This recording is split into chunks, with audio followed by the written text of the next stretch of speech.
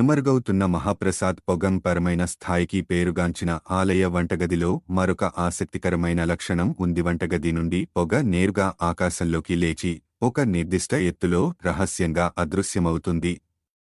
వాతావరణంలోకి వెదజల్లే సాధారణ పొగలా కాకుండా ఈ పొగ కనిపించకుండా పోతుంది. ప్రతిరోజూ జరిగే ఈ దృగ్విషయం ఆలయం చుట్టూ ఉన్న వివరించలేని రహస్యాల జాబితాకు జతచేస్తుంది.